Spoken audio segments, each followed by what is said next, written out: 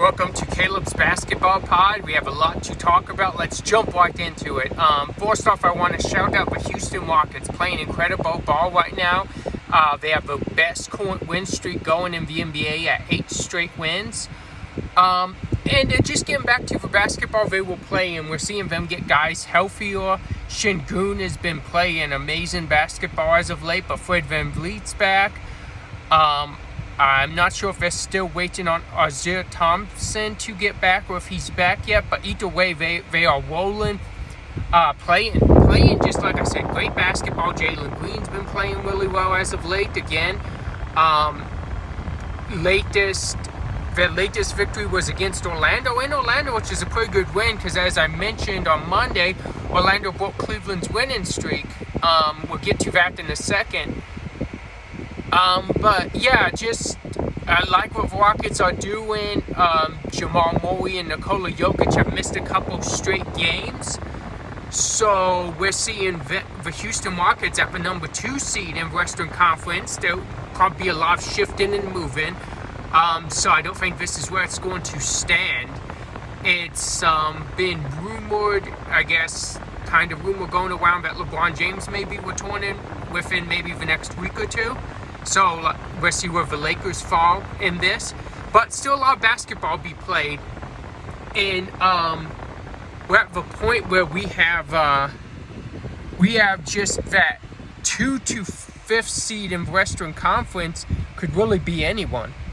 And that's tough. I mean, even Golden State is only a couple games out of that 5th seed.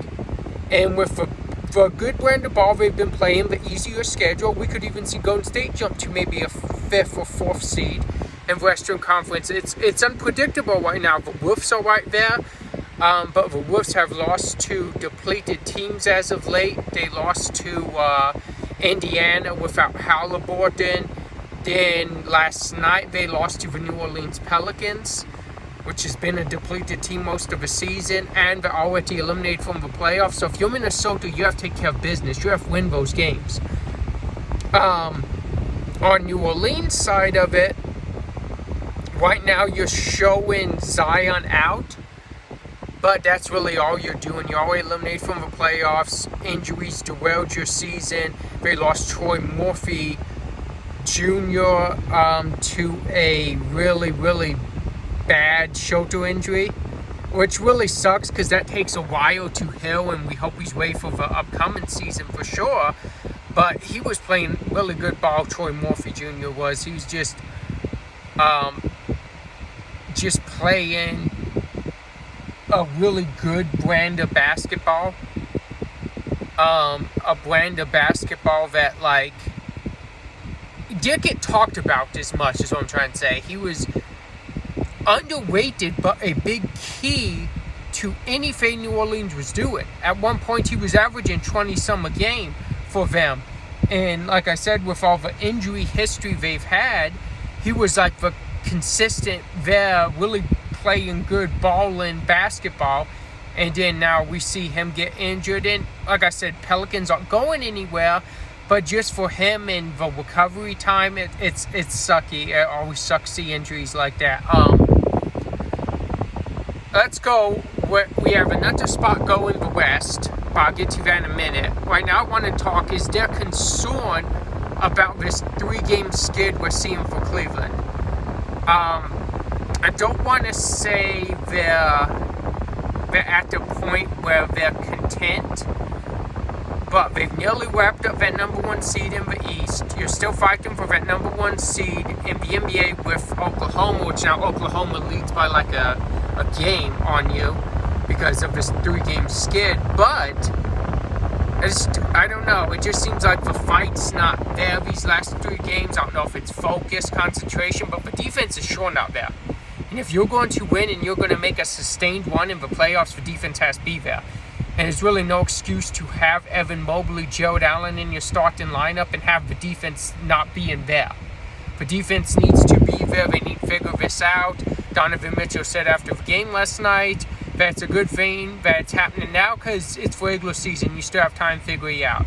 My opinion, you have to figure it out, and you have to figure it out quick. You don't want It's been uphill battle for them all season anyway, but it makes it even more of an uphill battle, and people taking you serious when you're losing to teams like the Magic, Clippers, and Kings in 3 straight games. You should not lose all 3 of those games. You should win at least 1. You should win, to be honest, at least 2. But the fact that you didn't win any of them, it's a little worrisome. Not as in they're going to drop and they're going to fall from where they're at. I believe they stay the number 1 seed in the East. But just as you don't want to lose that concentration and focus, especially if, like you say, you're going for something bigger than just regular season. You want to maintain that consistent, really good level of play. But yeah, we'll see where they go from here. They play tomorrow night against Phoenix. So we'll see. We'll see if they get that bounce back win. Phoenix is the other team I want to talk about. I talked about them a lot on the last episode, I know. But we're to the point where, like, they can't even pass a depleted Dallas Mavericks team. Like this Dallas team is literally, since Kyrie's injury, been pronounced like dead. Like, been pronounced DOA, dead on arrival. And you're still behind them in the standings, and you're just not getting wins. And Phoenix's schedule is tough. As I mentioned, they play Cleveland next. They still have games against Boston, Oklahoma. I mean, you're playing some top-tier teams in the NBA, and you're trying to find a play-in spot that you don't have right now. It's just embarrassing. Embarrassing basketball, not good coaching, not good play by the players. I don't blame one, I blame both. And I think there's no reason with the roster you have that you should be this bad. So I really blame both sides there. And just for whatever reason, it's not mixing. I want to talk about something that's been debated a lot as of late. Who has the best forward option in the league, in the NBA, this season? And it's this season. I think notable names for these number 3 options is Darius Garland, Jalen Williams, Porzingis or White if you're going by the Celtics. Some people say Porzingis. Me personally, I think it's Derek White. Austin Reeves, of course. This is where the debate started. You look at the Clippers, I think you would probably say Norman Powell is the forward option. So Norman Powell, of course, he's going to be in there. And just looking down the league, I think normally you would have had Bridges in the conversation, but he's been up and down this year. So I don't think he's necessarily in it. But if you're looking at just the guys I named, who is your best forward option? Right now, me personally, I have to say, I would say Derek White for the Celtics. A lot of people say Porzingis. I would say Derek White, and I would say he is the best forward option because the Celtics have been there and won that already. So because of that, and because of them winning and him showing as this guy that does like nearly everything, defends, shoots, can play, make, can take over game when you need, I believe he is the best forward option right now.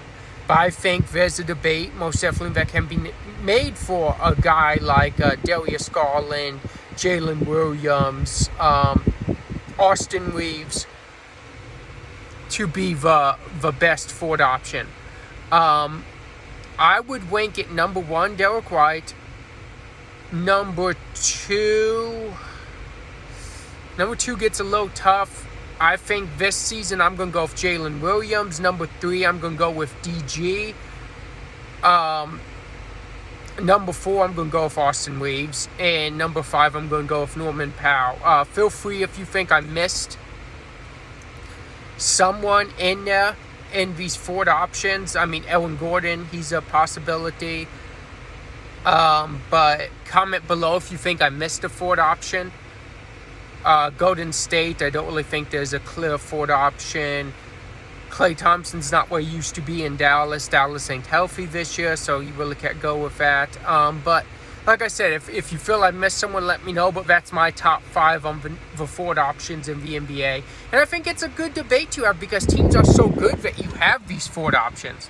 Like a few years ago, if you had 3 options, you had a big 3 automatically. Now the league's just so talented that you have 1, 2, 3, like at least 3 options on where to go offensively, especially late in games, late stretch of the game. So, I mean, it's cool and it's awesome that it's competitive enough to have this conversation, but until someone else does what Derek White's done, in my opinion, as the 4th option, and more consistent and more healthy than Porzingis as the 4th option, because it's another thing about if you're saying it's Porzingis, but I just feel that he's the best 4th option right now, and he's a Swiss Army knife. I've talked about guys like him, but he's just probably the best Swiss Army knife. He does everything. So for me, I respect that, and I'm giving it Derek White. But yeah, that'll do it for this episode. I'll see you guys tomorrow.